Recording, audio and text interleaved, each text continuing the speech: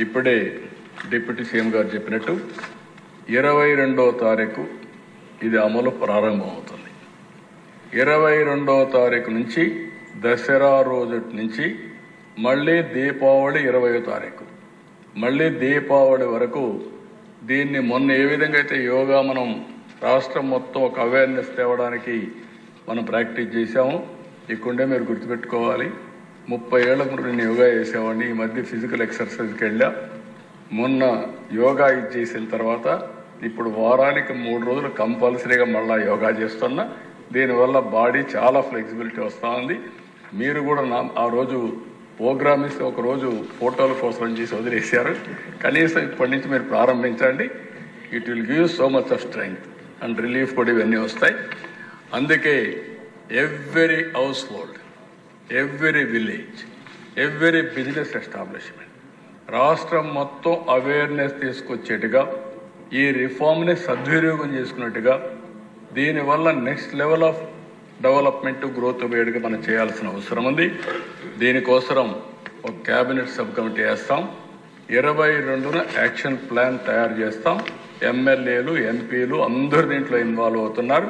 మీరు అందరూ కలిసి చేయాల్సిందిగా మరొకసారి కోరుకుంటూ, ఇది మనందరం కూడా మొన్న యోగా ఎట్లా చేశామో ఆ విధంగా చేయాల్సిన అవసరం ఉంది. Next goal is very clear. Viksit Bharat, ఇక్కడ స్వర్ణ Andhra Pradesh, healthy, wealthy, happy society. మనందరం గుర్తుపెట్టుకోవాల్సింది is of living and also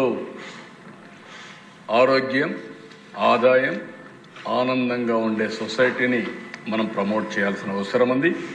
ఈ సందర్భంగా ఈ మూటికి కూడా పెద్ద ఎత్తున జిఎస్టీ రిఫార్మ్ ఉపయోగపడుతుందని చెప్పి నేను మీకు తెలియజేసుకుంటూ, ఇప్పుడు ఇలాంటి రిఫార్మ్ వచ్చినప్పుడు మనం కూడా లీడ్ తీసుకోవడమే కాకుండా మన అసెంబ్లీ ద్వారా దీన్ని పూర్తిగా ఆమోదించడమే కాకుండా దీనికి కారకులైన ప్రధానమంత్రి గారిని మనస్ఫూర్తిగా అందిస్తూ ఈ అసెంబ్లీ ఒక తీర్మానం పాస్ చేయాల్సిన అవసరం ఉంది. నేను చదివి వినిపిస్తాను, మీరు కూడా అందరూ దీన్ని వినాల్సిందిగా నేను కోరుకుంటూ. The Andhra Pradesh legislative assembly conveys its warm appreciation and heartfelt congratulations to the Honorable Prime Minister of India, Sri Narendra Modi ji, on the landmark decision taken by the 56th GST Council regarding GST rate rationalization. This visionary step in simplifying and rationalizing the GST structure will directly benefit the common man, reduce the compliance burden on businesses, and enhance transparency in the tax system. The reforms carried out in the last 11 years under the leadership of the Prime Minister gave a tremendous boost to welfare and development, and now we have embarked on the next generation reforms.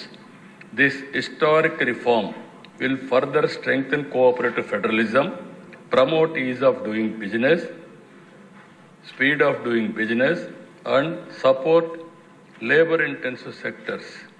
It will boost consumption, drive investment, and contribute to the sustained growth trajectory of our nation's economy.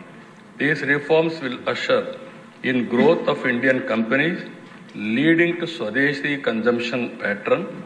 In the future, this will make Indian brands become global. We also thank the Honorable Union Finance Minister Srimati Nirmala Sitharaman ji for her exemplary leadership in securing unanimity in the GST Council for these reforms. The Andhra Pradesh Legislative Assembly warmly welcomes this reform and extends its full support in its successful implementation for a greater good of the people and economy.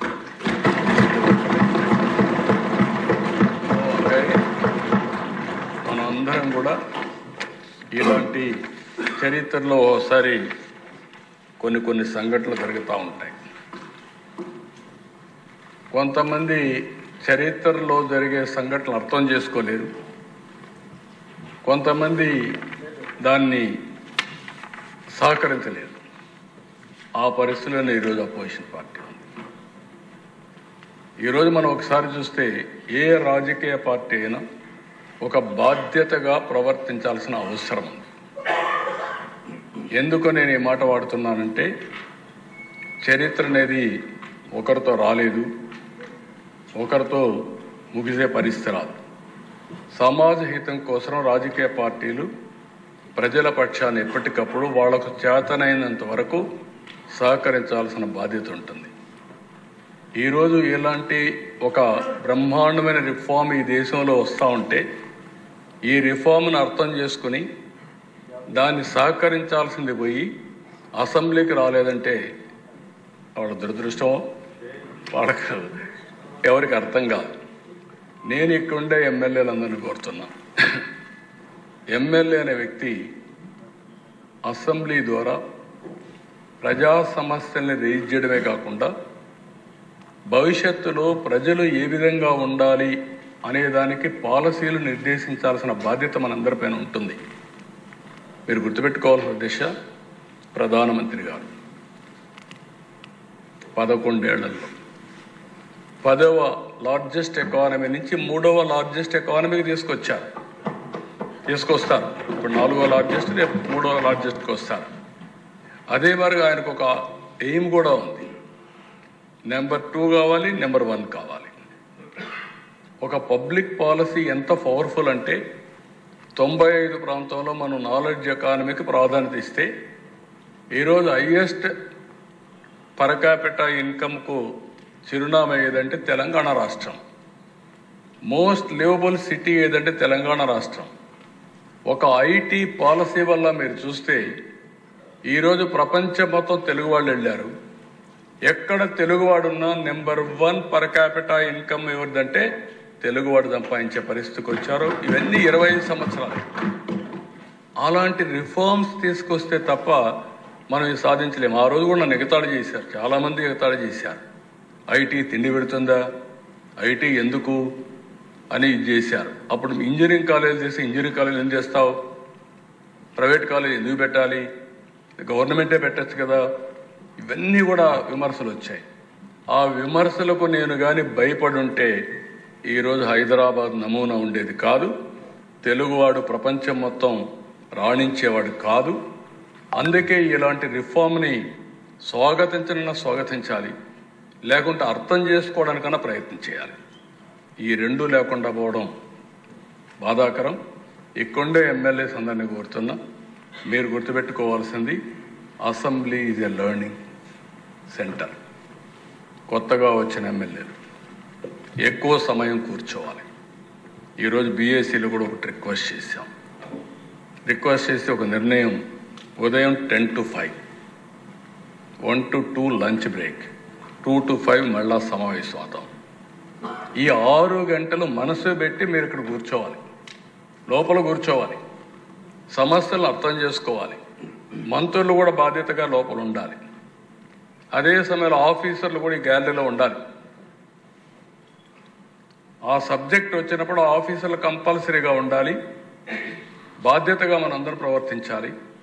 ఈ assembly ఇక్కడుండే 175 మంది కోసం కాదు, 5 కోట్ల భవిష్యత్తు కోసం, వాళ్ళ సమస్యల్ని పరిష్కారం చేయడం కోసం, అనునిత్యం వాళ్ళ గురించి ఆలోచించే వేదిక. నేను ఒకటే చెప్తున్నా, చట్టసభలు అనేటివి పవిత్రమైన దేవాలయాలు. ఈడ తీసుకునే నిర్ణయాలన్నీ ప్రజాహితం కోసం తీసుకునే నిర్ణయాలు. మన దేవాలయానికో, చర్చికో, లేకుంటే మసీదుకి ప్రార్థనలు చేస్తాం, నమ్మకం. కానీ ఇక్కడ మనం చేస్తే అది వాస్తవం, ప్రజల జీవితాల్లో మార్పు వస్తుంది. అలాంటి పవిత్రమైన ఈ దేవాలయంలో నేను చాలా విషయాలు చూశాను అధ్యక్ష. ఒకప్పుడైతే ఐడియాలజికల్గా ఫైట్ చేసేవాడు, తర్వాత డికేడ్స్ టుగెదర్ సమస్యలు, నీళ్లు లేవని నీళ్ల మధ్య ఎమ్మెల్యేలు ఆ ప్రాంతం ఈ ప్రాంతం కొట్టుకునేవాడు. ఆ తర్వాత కరెంటు మీద కొట్టుకుంటే మేమందరం అసెంబ్లీకి వాయిదా వేసి పొలాన్ని చూసి మళ్ళా వచ్చేవాడిని హెలికాప్టర్ వేసుకొని. ఈరోజు కొత్త సమస్యలు వచ్చాయి, కొత్త అవకాశాలు వచ్చాయి. ఇవి మీరంతా అధ్యయనం చేసుకుంటే దానివల్ల ప్రజలకు, మనం నమ్ముకున్న ప్రజలకు, మనం ఓట్లేసిన ప్రజలకు న్యాయం జరుగుతుంది. అందుకే ఈ జిఎస్టీ కూడా మీరందరూ స్టడీ చేయాలి. స్టడీ చేసి దీనివల్ల ఏ లాభాలు ఉన్నాయో మీరు ఆలోచించుకొని ఈ అసెంబ్లీ వేదిక ద్వారా మీరు చెప్పగలిగితే నేను ఇప్పుడు ఒక కమిటీ వేస్తామని చెప్పాం. ఆ కమిటీకే అప్పచెప్తాం. ఈ క్యాంపెయిన్ చేయడమే కాదు, ప్రజల మనోభావాల అనుగుణంగా రాష్ట్ర ప్రభుత్వం 100 రోజుల్లో మనం ఏమేమి మార్పులు తేగలుగుతామో, ఏమేమి రిఫార్మ్స్ తేగలుగుతామో ఆ రిఫార్మ్స్ అన్ని తీసుకొస్తానని మరొకసారి మీ అందరికీ తెలియజేసుకుంటూ, నా ఆశ ఒకటే, 15% గ్రోత్ రేట్ రావాలి. భారతదేశం ప్రపంచంలో నెంబర్ 1 ఉంటే ఆంధ్రప్రదేశ్ రాష్ట్రం భారతదేశంలో నెంబర్ 1గా ఉండాలి, ప్రపంచంలోనే అగ్ర జాతిగా తెలుగుదేశం ఉండాలన్న కోరిక. ఇది సాధ్యం కావాలంటే మనందరం సమిష్టిగా ఆలోచించి రేపు జరగబోయే పని ఈరోజే మనం చేయగలిగితేనే జరుగుతాయి. దయచేసి అందరూ సహకరించాల్సిందిగా నేను కోరుకుంటూ, మరొకసారి అధ్యక్ష, నేను చాలా విషయాలు చాలాసార్లు చూశాను. Today it is a wonderful day, historical day. ఎందుకంటే దీన్ని విజువలైజ్ చేయగలిగిన వాళ్ళకి అర్థమవుతుంది. లేకపోతే విజువలైజ్ చేయలేకపోతే మామూలుగా జిఎస్టీ వస్తే నాకేం వచ్చింది అనుకుంటే మనం ఇక్కడే ఉంటాం. ఇది ఒక వ్యక్తికి కాదు, ఒక దేశాన్ని, నెక్స్ట్ జనరేషన్ని ముందుకు తీసుకుపోయే రిఫార్మ్ ఇది. ఇలాంటివి ఇంకా మనం కొన్ని తేవాల్సిన అవసరం ఉంది. ఇవి తెస్తే మాత్రం ఈ దేశం నాకు ఏమాత్రం అనలేదు.